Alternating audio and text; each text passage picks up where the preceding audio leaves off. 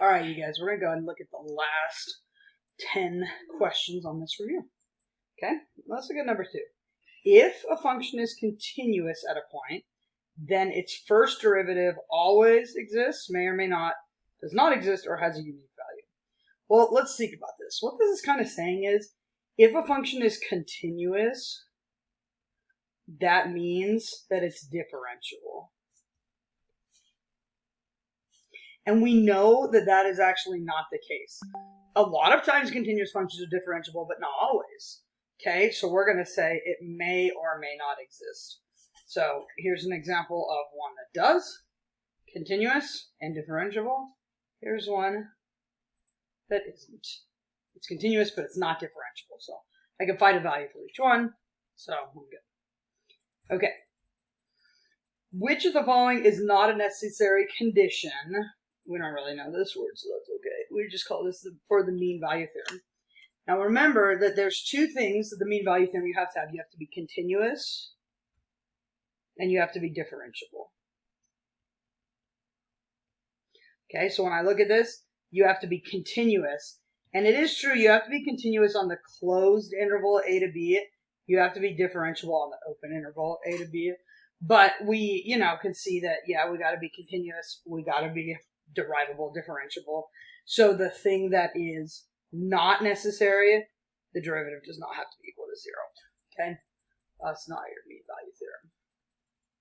Okay, so now we're going to do a few mean value theorem questions. And when you guys see mean value theorem, I always want you to think slope equals derivative. Okay? So slope would be, if I take my points right here, and I go f of b minus f of a over b minus a. Okay, now when I find out, let's see here, what is f of 1, I get 1 times 1 minus 1, 1 times 0, 0. When I plug in f of 0, I get 0 times 1 minus 0, which is 0.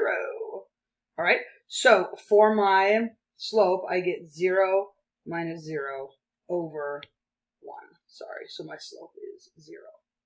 Okay, now I need to find my derivative. Now, you guys, there's kind of 2 ways that you can do this. You could do a product rule. Or, you know what I'm going to do, because I think it's actually going to be easier? I'm just going to distribute the x and take the derivative of that. Okay? So my derivative is going to be 1 minus 2x. And then all I got to do is I've got to take my derivative, my slope, set them equal to each other. Okay? So I'm going to get 1 minus 2x equals 0. If I subtract the 1 over, negative 2x equals negative 1, x is a half. So that is the value that satisfies the mean value theorem. Okay, and that's between 0 and 1. All right. Okay. After looking at this one for a little bit, I'm realizing, you guys, this is actually worded incorrectly, and it's not possible. So, sorry if you spent too much time on that. We are going to skip this one. Okay? That is really crazy. That is just not anything that we're going to be talking about. All right, here we go. Let's go ahead and look at number 6. By the way, if you were doing this, the problem is it's not actually asking you to use the mean value theorem. It's asking you to find the mean value of the function, which is also known as the average value, which we have not done yet, so that's why we're not looking at that. Okay, but when we're looking for, we're trying to see mean value theorem. All right, let f of x be the square root of 3x minus 3. Interval 4 to 13, what's the value of c? All right, so let's do our slope first. F of b minus f of a over b minus a. Okay, so I'm going to get, let me do f of 4. 3 times 4 minus 3. 12 minus 3 is 9, and the square root of 9 is 3. And I'm going to do f of 13. So 3 minus 13 is 39 minus 3 is 36, and the square root of that is 6. Okay, so my slope, I'm going to get 6 minus 3 over 13 minus 4, which is 3 over 9 or 1/3. That's my slope, okay? Now I'm going to come over here and I'm going to find the derivative of this. A derivative of a square root is 1 over 2 square root. Okay, and then the derivative of the inside for chain rule is times 3. So it's 3 over 2 square root 3x minus 3. Okay, now I'm going to take my derivative and my slope and set them equal to each other. All right, 3 over 2 square root 3x minus 3 equals 1 over 3. I am going to cross multiply these. So 2 times the square root of 3x minus 3 times 1 equals 9. Okay, let's divide both sides by 2 first.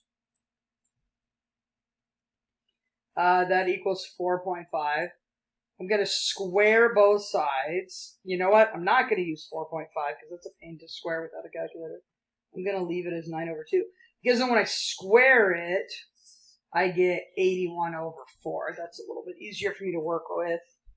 At this point, I could turn it into a decimal. 81 over 4 is what? 20.25. Okay, I'll add 3 over. So 3x is 23.25, and then I'll divide by 3. I mean, that's annoying. I would imagine this would be on a calculator part of a test, but I guess if I gotta go old school, I'll go old school. 21, 7.75. All right, just divide that on your calculator. It's not a big deal. Okay. Awesome. Here's another mean value theorem. Okay. For the function f of x is e to the x, and we're going from 0 to 1. So I need to find f of 1 minus f of 0 over 1 minus 0. Okay, f of 1 is e to the 1, which is e. F of 0 is e to the 0, which is 1. And so my slope is e minus 1 over 1 minus 0, which is just e minus 1. Okay? Now I'm going to do the derivative of this. Pretty straightforward because the derivative of e to the x is e to the x. Now I got to set these equal to each other and solve. So e to the x equals e minus 1. Okay? I'm going to go ahead and take the ln of both sides to get rid of that. So this equals the ln of e minus 1.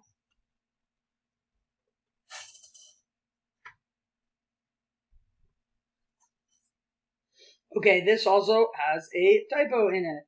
These should not say logs. These should be ln's right here. Okay, so let me just kind of make these both say ln. All right, there we go.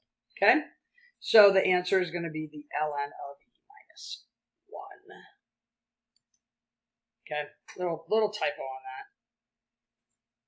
that. All right, let's see another mean value theorem. Oh no, this is actually just testing if you remember some stuff about the mean value theorem.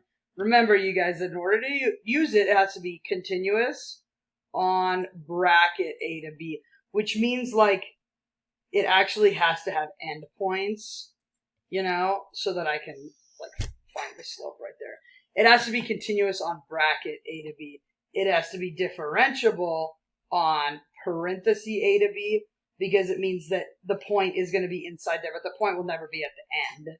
You know, so it doesn't have to be differentiable at the endpoints, but it does have to be continuous. So, continuous on bracket a to b is what we're looking at there. Okay, another mean value theorem, and because it says approximately, we're going to be able to use our calculators on this. I think. I don't know. We'll see. All right, so I'm going to do f of 5 minus f of 2 over 5 minus 2. Okay, f of 5 is 4 times 5 squared. 25 times 4 is 100. f of 2 is 4 times 2 squared. 4 times 4 is 16. So I get 100 minus 16 over 5 minus 2, which is 84 over 3. All right. You can use a decimal if you want. I'm just going to go from here. Now, I'm going to take the derivative of this. And the derivative of that is just 8x. Okay? Now I'll set my derivative equal to my slope. I'll cross multiply, or I'll multiply 3 over. So 24x equals 84. So x equals, let me see, what is 84 divided by 24. 3.5.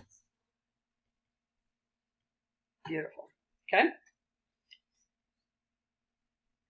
Okay, a decreasing function satisfies g of 4 is 6, g prime of 4 is negative 2. What are the following statements about the inverse of g must be true? Okay, well, let's see. If g prime of 4 is 1 over the inverse prime of magic number, okay? If you don't love writing the inverse, like part of it, you could always call it f or something like that. But basically, all right, I've got this right here. If g of 4 is 6, g inverse of 6 is 4. Anyway, so magic number right there is going to be 6. And I know that this equals, g prime of 4 equals negative 2. It like solved it for me. Okay? Well, let's solve this, I guess, right? But I'm going to solve this part. So it basically says if 1 over g inverse prime of 6 is negative 2, let's flip that. What would g inverse prime of 6 be? Well, the way it works is if I flip this, I can also flip this, okay? It's going to be negative 1/2. So g inverse prime of 6 will be negative 1/2. So that falls along the same formula there. And then here's our last question. Okay, you guys. So what we're going to do for this last one is, in order for the derivative to equal 0 at any given spot, we're going to see where the slope is going to equal 0. Okay? Because remember that by the mean value theorem, as long as a function is continuous and differentiable, whenever the slope is a certain number, there has to be a point in between there where the derivative is that number. So think about how we get a slope of 0, you guys. It would be something minus something over something minus something. In order to get a slope of 0, the top would have to be 0. Okay? And so the way that we do that, we just have to look right here and see if we can find any numbers that are equal to each other. So that point and that point.